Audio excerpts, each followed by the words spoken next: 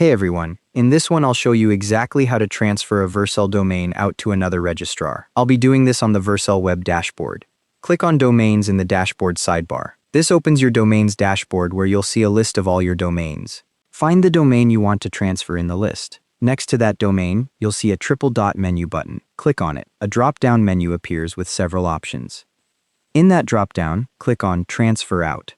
This opens a modal window that displays your domain's authorization code, also called an EPP code or auth code. This code is what your new registrar needs to confirm the transfer. Copy that authorization code from the modal. Make sure you copy it exactly as shown. Any extra spaces or typos will cause problems when you enter it at your new registrar. Once you've copied it, you're done on the Vercel side. Here are a few things to keep in mind. You'll use that authorization code with your new registrar to initiate the transfer on their end. There's no additional confirmation needed back in Vercel.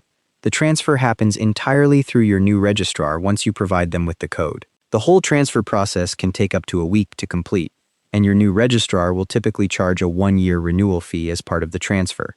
That's standard across all registrars. If the code doesn't work at your new registrar after you've double-checked for typos or extra spaces, contact Vercel support for help. Also worth noting, the domain must have been registered with Vercel for at least 60 days before you can transfer it out.